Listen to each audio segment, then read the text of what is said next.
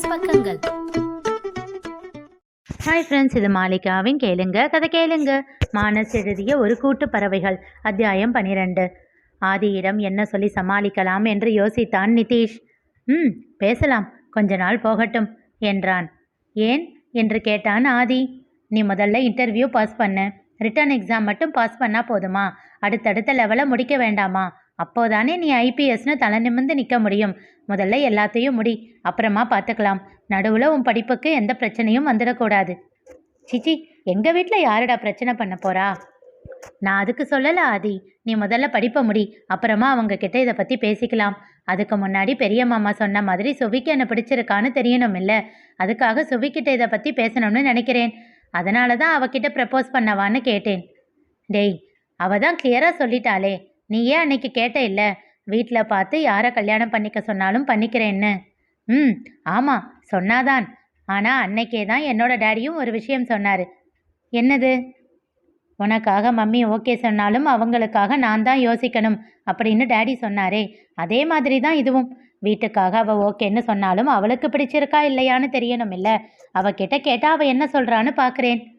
சரி, அப்புறம் உன்னோட இஷ்டம் என்று விட்டான் ஆதி. அவன் கேட்டதை போல் அவளுடைய பிறந்த நாள் அன்று தன்னுடைய காதலை சொல்லிவிட்டான் நிதிஷ். அவளோ முதலில் திகைத்தாள். பிறகு தெளிவாக, எதுவாயிருந்தாலும் வீட்டில் பேசிக்கோங்க, அவங்க முடிவுதான் என்று விட்டாள். சந்தோஷத்தில் குதித்து கொண்டிருந்தான் நிதிஷ். டேய், எதுக்கு இவ்வளோ எக்ஸைட்மெண்ட்? அவ தான் பதில் எதுவும் சொல்லலையே.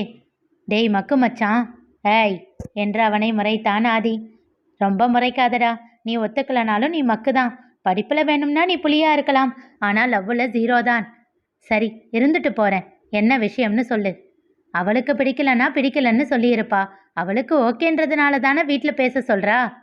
ஓ, இதில் இப்படியெல்லாம் இருக்கா? அவளுக்கு பிடிச்சிருக்கான்னு தெரியல, ஆனால் பிடிக்கலன்ற ஒரு எண்ணம் மனசில் இல்லை. அது போதாதா? அதுவும் கரெக்டு தான்டா. அதன் பிறகு ஆதி இன்னும் முழு மூச்சோடு நேர்காணலுக்கு தயாரானான். தனக்காக, தன் பெரியப்பாவுக்காக என்று இதுவரை அவன் மனதில் வைராக்கியத்தோடு படித்து கொண்டிருந்தவன் இப்பொழுது தன் நண்பனுக்காகவும் பெரியதாக முயற்சி எடுத்து கொண்டிருந்தான். அவனுடைய உழைப்பின் பலனாக இன்டர்வியூவையும் பாஸ் செய்துவிட சந்தோஷமாக நிதிஷிடம் வந்து நின்றான்.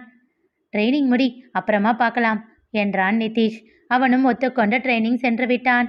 அதற்குள் சென்னையில் கடை திறந்து விட்டிருந்தான் நிதிஷ். அவன் மட்டும் அங்கே தங்கிக் கொள்ள மாதேஷும் நந்தினியும் இன்னும் கோவையில்தான் இருந்தனர். நந்தினி கேட்டுக்கொண்டது போல் நிதிஷிற்கு திருமணமான பின்பே அங்கே செல்ல வேண்டும் என்று முடிவு செய்திருந்தான் மாதேஷ். அதனால் அவ்வப்போது சென்று நிதிஷிற்கு உதவி மட்டும் செய்துவிட்டு வந்தான். அஸ்விதாவும் இப்பொழுது சென்னையில்தான் வேலை செய்து கொண்டிருந்தாள். முரளிக்கு தெரியாமல் படித்து கொண்டிருந்ததால் ட்ரைனிங் முடிந்ததும் ஆதியால் வீட்டிற்கு செல்ல முடியவில்லை. நிதிஷை தேடி சென்னைக்கு வந்து விட்டான். மச்சான், என்னோட ட்ரைனிங் தான் முடிஞ்சிருச்சே, இப்போ மாமா கிட்ட சொல்லி அப்பா கிட்ட பேச சொல்லு. பார்க்கலாம், வெயிட் பண்ணு. அவனிடம் பிடி கொடுக்காமல் பேசும் நிதிஷின் மேல் முதன்முறையாக சந்தேகம் வந்தது ஆதிக்கு. அவனை மிரட்டி கேட்க, உனக்கு போஸ்டிங் வரட்டும், அதுக்கப்புறம் பார்க்கலாம் என்றான். என்னடா, இன்னும் எத்தனை வருஷம் என்றவன். மாப்பிள்ள சொல்லு, உண்மையிலேயே உனக்கு அஸ்வியை கல்யாணம் பண்ணிக்கிற எண்ணம் இருக்கா இல்லையா என்றவனை அடிப்பட்ட பார்வை பார்த்தான் நிதிஷ். அவன் பதில் எதுவும் சொல்லவில்லை. ஆனால் அவன் பார்வையில் தன் தவறை உணர்ந்தவன், சாரிடா மாப்பிள்ள என்று அவனை அணைத்து கொண்டான். அதன் பிறகு நிதிஷிடம் அதை பற்றி எதுவும் பேசவில்லை. ஏனோ தன் அப்பா அம்மாவிடம் பேச அவன் தயங்குகிறான் என்று புரிந்து போனது. ஒருவேளை ஒத்துக்கொள்ளாவிட்டால் என்ன செய்வது என்ற பயமா என்ற எண்ணம் தோன்ற, இதற்கு மேல் பொறுமையாக இருக்க முடியாது, தானே அவர்களிடம் பேசிவிட வேண்டும் என்று உறுதி செய்து கொண்டான். அப்போதுதான் மாதேஷ் ஃபோன் செய்து அருணாச்சலம், மலர்கொடி இருவரும் அவனை பார்க்க விரும்புவதாக கூறினான். அவர்களையும் அவன் பார்த்து 1.5 வருடங்கள் ஆனது. கடந்த 1.5 வருடங்களில் நிதிஷ், மாதேஷ் மற்றும் நந்தினியால் மட்டுமே அவனை தடையில்லாமல் பார்க்க முடிந்தது. முரளிக்கு தெரிந்துவிடும் என்பதால் அவன் வீட்டில் உள்ளவர்களால் கூட அவனை வந்து பார்க்க முடியவில்லை. முசௌரியில் 3 மாதங்கள் இருந்தபோது கூட நிதிஷ் மட்டுமே அவனை வந்து பார்த்தான். பிறகு ஹைதராபாத் ட்ரைனிங்கில் இருந்தபோது மாதேஷும் நந்தினியும் அடிக்கடி வந்து பார்த்துவிட்டு சென்றனர். அங்கேயே வேலை செய்து கொண்டிருப்பதால் வரீட் சில முறை வந்து பார்த்தான். மற்ற யாரும் அவனை பார்க்கவில்லை. 4 வருடங்களாக மாதேஷின் வீட்டிலேயே இருந்ததால் அங்கே உள்ளவர்கள் அனைவருக்கும் அவனை மிகவும் பிடிக்கும். அதனால் அவனை பார்க்க அழைத்தார்கள். அவர்களை காண கோவை சென்றான் ஆதி. அவனை கண்டு அங்கு எல்லோரும் மகிழ்ந்தார்கள். பலத்த யோசனைக்கு பிறகு தன்னை பற்றி தன் பெரியப்பாவிடம் தெரியப்படுத்த வேண்டும் என்று மாதேஷிடம் கேட்டான். ஏன் ஆதி அவசரம்? போஸ்டிங் வந்ததும் தானே பெரியப்பா கிட்ட சொல்லணும்னு சொன்னேன், இப்போ என்ன இல்லை மாமா, வீட்டில் எல்லாரையும் பார்க்கணும்னு ஆசையாக இருக்குது. ரொம்ப மிஸ் பண்ணுறேன் மாமா. பெரியப்பா கிட்ட சொல்லிட்டா என்னால் வீட்டுக்கு போக முடியும் இல்லை? அவன் கூறியதை உண்மை என்று நம்பிய மாதேஷ் அதன் பிறகு முரளியிடம் தெரிவித்தான். அன்று இரவே உளுந்தூர்பேட்டை வந்து சேர்ந்தான் ஆதி. முரளி, சத்யா இருவரை தவிர அனைவருக்கும் அவனை பற்றி தெரியும்.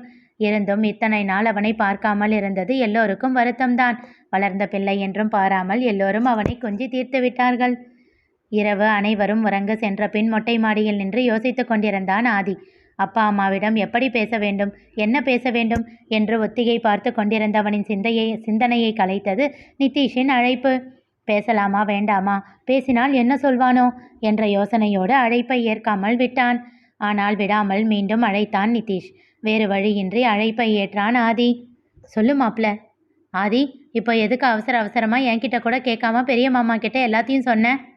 அதட்டலாக வந்த அவன் குரலில் ஒரு நொடி திகைத்தான் ஆதி. சும்மா தாண்ட மாப்ள. போய் சொல்லாதடா, என்னோட காதலை பற்றி வீட்டில் சொல்ல போறியா? அதே அதட்டலோடு அவன் கேட்க மறுத்து பேச முடியாமல் ஒத்துக்கொண்டான் ஆதி. அவன் பக்கம் சில நிமிடங்கள் மௌனம் நிலவியது. மாப்ள, ஏண்டா, ஏன் தயங்குற? இல்லை மச்சான், இது வேண்டாம் ப்ளீஸ். அதுதான் ஏன்னு கேட்குறேன்.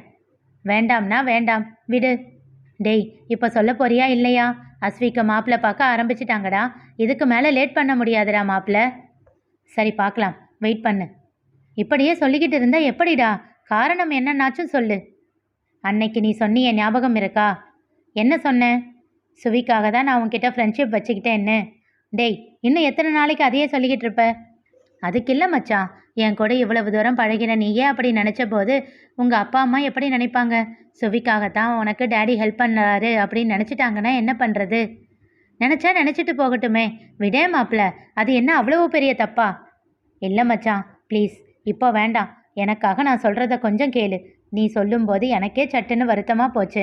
அதே மாதிரி உன்னோட அப்பா அம்மா டேடியை நினச்சிட்டாங்கன்னா என்ன செய்கிறது? இல்லை ஏதோ ஹெல்ப் பண்ணிவிட்டு அதுக்கு பதிலாக உன் தங்கச்சியை கேட்குறோம் அப்படின்னு நினச்சிட்டா டேடி எவ்வளவு ஃபீல் பண்ணுவார்? நீயே யோசிச்சு பாரு. இதெல்லாம் பெரிய மாமாவுக்கு மட்டும்தான் டேடி பண்ணுறதே, இல்லைன்னு நீ சொல்லுவியா? அவன் கேள்விக்கு ஆதியால் பதில் சொல்ல முடியவில்லை. சில நிமிடங்கள் இருவரும் எதுவும் பேசவில்லை. ஏனோ நிதிஷை மீறி அதையும் செய்ய தோன்றவில்லை ஆதிக்கு. ஏதேனும் தவறாக போய்விட்டால் பிறகு நிதிஷ் சமாதானமாக மாட்டான் என்று அவனுக்கு தெரியும். அதனால் வேறு வழியின்றி அமைதியாக இருந்து கொண்டான். மச்சான், என் மேலே கோபமா? பெருமூச்சு ஒன்றை விடுத்தான் ஆதி. தெரியலடா, உன்னோட பயம் தேவையில்லாததுன்னு தோணுது. ஆனால் உன்னோட விருப்பத்தை மீறி எதுவும் செய்ய மாட்டேன். தேங்க்ஸ்டா. இன்னும் 2 டேஸில் மம்மியும் டேடியும் என்னை பார்க்க சென்னை வராங்க. வரும்போது உன்னை கூட்டிகிட்டு வர சொல்கிறேன். அவங்க கூட இங்கே வந்துடு. போஸ்டிங் கிடைக்கிற வரைக்கும் என் கூட இரு.